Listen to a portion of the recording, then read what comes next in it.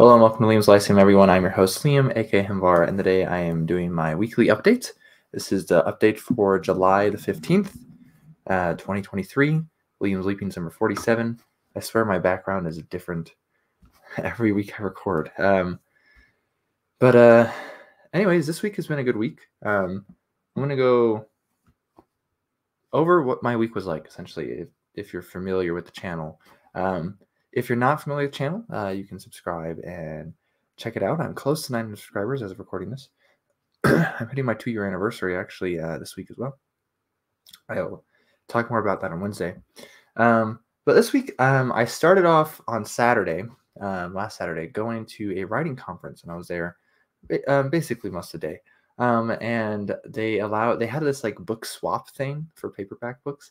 And so I took a lot of my paperback books, which were mostly copies of books I already had. And I put them down, and then I got some back. I didn't take back 13. You were allowed to take whatever you put down. So if I put down one, I could take one. I took more than that back. Though the first book I want to show you real quick, I did read some. These are just on the top of the stack. So was this Matthew Hughes book? I did not get this here, but it's called A God in Chains. And it is a Dying Earth novel, not like Jack Vance's Dying Earth, but this author constantly compares himself to Jack Vance. I think he's been compared to Jack Vance before, probably in some like blurb or whatever, and he's always touting that comparison, I see. But he also did make official novels, authorized novels in Jack Vance's Demon Princes world. I have not read Demon Princes yet, actually. I only have the Star King. I think I'd like to get the other books before I read them because they're all rather short. So he has official stuff, like authorized like stuff for that world, which is pretty cool. But I haven't read anything by him. He's not that popular as far as I can tell. Again, his name is Matthew Hughes. So, yeah. Anyways, the books I got at this writers event, Writers Cantina, for those interested, was A Moon is a Harsh Mistress by Robert A. Heinlein. My second Heinlein book that I own. I have not read the other one. I've never read anything by Heinlein. My brother really liked this one, so he wants me to read it. Heinlein seems like an interesting guy.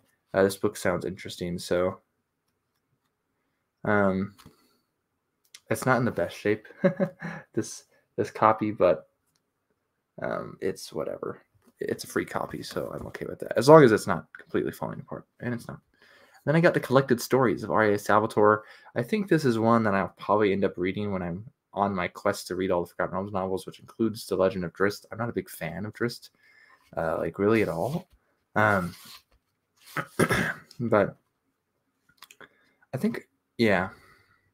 Anyways, so it's annotated by the author, apparently. I don't really know in what ways these annotations come. I don't know if there's like... Oh, there's just like a little thing before each story, basically talking about it. The Drizzt novels have cool covers, but that's largely where the coolness ends. Anyways, then I found a Paul Anderson book, and so I was like, oh, might as well get that. I like Paul Anderson. It's the High Crusade. It's like during the Crusades, instead of like going to like the Holy Land, they end up going to space. Something like that. And then I got this book, Six Gun Serenade by David J. West. I actually meant to get it signed because David J. West was there. It looks really short. I mean, how many words are on that page? There's like nothing there. And it's, what, 120 pages? Yeah, just about. So this is about, I believe this is about, what's his face? Porter Rockwell, who is a historical figure. He's kind of like a figure of Mormon folklore, kind of like, like Paul Bunyan would be in American folklore type of thing. This guy's historical, though, but he's got kind of this mythos around him. It's pretty interesting. If you haven't heard of Porter Rockwell, maybe look him up. And then I found a D.J. Butler book, previously signed by D.J. Butler. I don't know if you can see it. So I didn't get it personalized. Most of my books I have by Dave. I just are personalized, but this is already signed. I don't know who would dare give this away, but it's Rock Band Fights Evil, volumes 1 through 3. It's 3 complete novels, though they're pretty short novels. Hellhound on My Trail, Snake-Handed Hand on Man, and Crow Jane. I bet these are just like really goofy and fun. Jim is Satan's son who keeps a vow of silence and wants to be left alone. Eddie sold his soul, but was cheated in the deal and became the world's greatest tambourine player for his trouble. Adrian is a powerful wizard when the narcolepsy doesn't knock him out. Twitch is an outcast, shape-shifting fairy. Mike is drunk, haunted by the ghost of the brother he accidentally killed. So that's the band. I guess they fight evil. It just sounds funny. I mean, and fun. I don't know when I'll read that but since it's Butler, I just have a tendency to, hey, it's DJ Butler. Let's read that. Wait, now getting on to what I've actually read this week. Sorry it took so long. The first book I'll actually mention is The Weave in the Void. I have not finished it. I finished 3 books this week. But I finished part 1 of The Weave in the Void. Again, I did about over a year ago at this point. I made a video on the serialized novel of The Weave in the Void. It's now finished. Should be coming out here soon. I'm reading my alpha copy. I'm not sure all the changes that have been put in the beta copy. But I enjoyed part 1. Again, it was nice to finish it, to go back through it.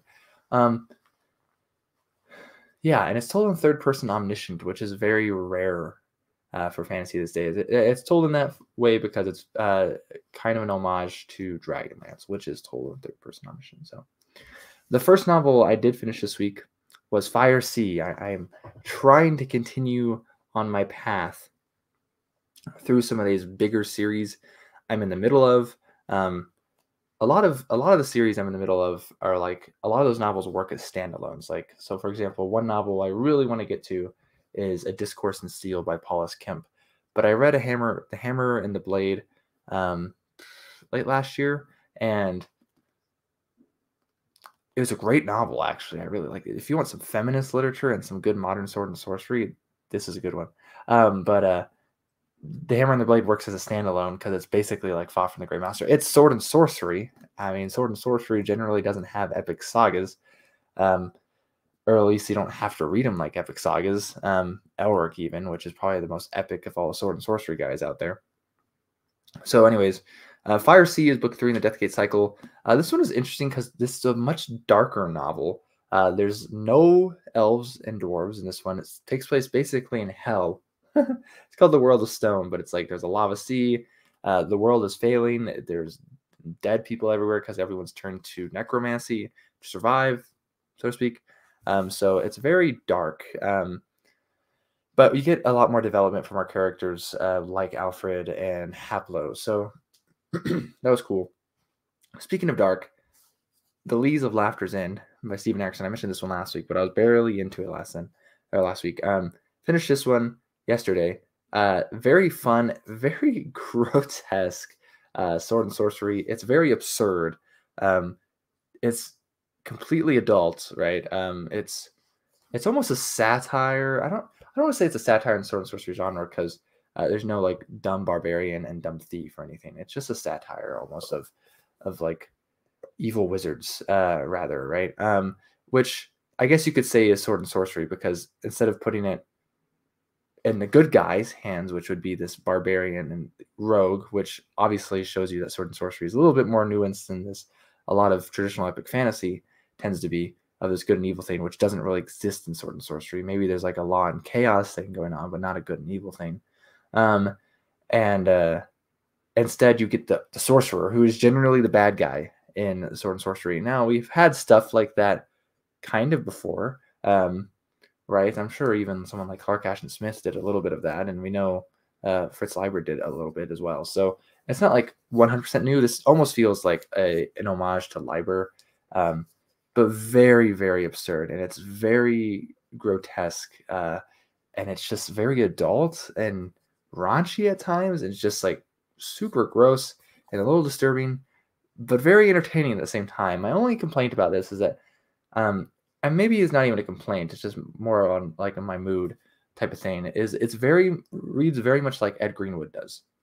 And Ed Greenwood, even in his short stories, and I would say Ed Greenwood writes some of the stuff that is rather more sword and sorcery than epic fantasy or heroic fantasy. He writes both. And he switches points of view all the time. Erickson does the same thing, right, in his like Malazan novels. But it's the same thing in this short story. There's so many characters in this short story, and it's just crazy because I feel like if it was a typical sword and sorcery little novella or whatever, you would get the one or two maybe. In this case, you get a ridiculous amount of characters for such a short story. So, anyways, that didn't really help me get into it very much because like I felt like the first half of the book was setting up all these characters and exactly what was going on, and then the last half of the book kind of let events unfold, and they happen very rapidly from there. But it is fun. I am enjoying to. I'm looking forward to. I think it's The Worms of Blairmouth as the next one. I don't actually have it. I don't think I have another Booklet and Corbel Broach novella, but I think it's like number 6 rather than like number 4. Wait, and then the last book. Trying to hurry up here. I finished was excuse me. This beast, The Bone Hunters, which I think is actually, as far as page count is concerned, the largest book I've read this year so far, knocking down the Mort d'Arthur. Yeah, The Bone Hunters. So I read, in late April, I read House of Chains, and then early May, I read Midnight Tides and Night of Knives. And now I'm reading The Bone Hunters, and Bone Hunters is a sequel to Memories of Ice, House of Chains, Midnight Tides, and Night of Knives. It's somehow a sequel to 4 novels, and it manages it so well. I mean, and the fact that it's a sequel to 4 novels tells you that like the first half of the Malazan Book of the Fallen is kind of like a setup for presumably the second half. Again, it's set up for this book at least. This was awesome. I really love this book. In some ways, like I feel like, oh, I wanted more time from this character and more time from this character. But I realize at this point we're probably not going to get that much anymore because now that there's so much set up, right? That and I'm sure we're still going to get more even. So I really enjoyed The Bone Hunters, though. I just finished this not that long ago, actually, today. So this is awesome. This is a great book. You should read The Bone Hunters. I guess Malazan's not for everyone. It's definitely not. But I enjoyed it. So I will say, I guess, real quick, that I did read a little bit in Beneath the Web by Lynn Abbey. Finally getting back to this one. I'm hoping to finish it because I got a little over 100 pages last time I started it. And I was middle of a chapter and I remember what's going on exactly. It's a very good book. It's not like I forgot it quickly. Hopefully I'll be getting into this one. But like I read like a couple pages and that's it. Because I was so focused on The Bone Hunters this week. I wanted to finish it this week and I started it Sunday, finished it today. So yes, great stuff. And then Beneath the Web, I'm looking forward to reading that. As far as other stuff this week, I did read a short story by Ed Greenwood. I left a review up on my blog. If you go to forgottenrealmsreading.com, it is Only a Woman Can Take This Sort of Abuse by Ed Greenwood. It is his Spin a Yarn, which they used to do at Gen Con, I think. So basically there'd be a panel at Gen Con and the people in the audience would give a bunch of ridiculous prompts, and Ed Greenwood would try to take all these prompts and make a story out of it. So the stories, Ed Greenwood's probably a great person to do this too because he's just wild anyways. But the stories come off as really weird. And now I had read the first 2 about 2 years ago, and then my blog kind of went on hiatus for most of last year. So I enjoyed this one. My only critique of it actually is that it's a little long for a short story. It's probably closer to a novelette or something. And then I didn't check. I read it all online, so I didn't know like how many pages it would be or whatever. And then I did premiere in a short film for a class actually called A Murder Most Likely, directed by Hunter Bartley. I put that in the community tab. I didn't star much in it. I have like 2 very minor roles in that movie. A short film was like 9 minutes and like 2 minutes of that's credits. But it's edited very well. The acting, we're not the best actors. We're not actors really at all. But the director knows what he's doing, and the writer and the editor are all the same person. That's Hunter, and he knew what he was doing. So it turns out rather well, I felt like. And it was definitely an interesting experience. Is one I enjoyed. Is one I was not looking forward to.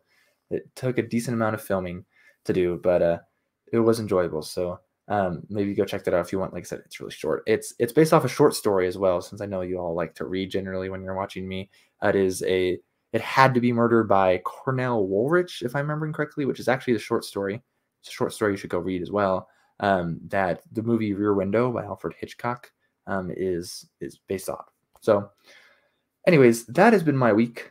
I got a couple rejections this week as well. I didn't really write much. I did send out more stories. Those ones I got rejected, I sent them back out. I sent out some other stories. I got 2 or 3 rejections. I can't even remember how many I got. Sadly, it's the way it is, I guess.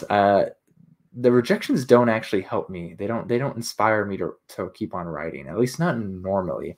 I haven't written very much. I have written more than I realize I have, than I think I have, when I was looking at like the stories I'd written this year or even in the past few months, but not a lot. I'd like to write more. I need to get this novella published, and novels just don't really appeal to me right now. If someone wanted to co-write a novel, I could probably get behind that. And not just because I can make the other person do all the work. But that sounds kind of like fun to me. So anyways, I'm super busy. Actually, I'm graduating next week. We're expecting a baby in a few months. I'm looking for more work. I'm very grateful for the job I have and for the work I'm able to do. A lot of that, some of that I don't get paid for. But in the job I do have, I don't get paid much at all. My hours aren't great, but at least currently. And so I'm looking for more work, hopefully for more stuff in the field that I, study. And that's like literature and language and just humanities stuff in general. Hopefully you can get an idea of that when you watch my channel. But anyways, this has been going on for too long. So how has everyone else's week been? Sorry if my voice sounds a little bit, I was getting over being sick. I wasn't really that sick. I just felt a little down the past couple days. So anyways, Liam from Liam's Lyceum. I will catch you next time.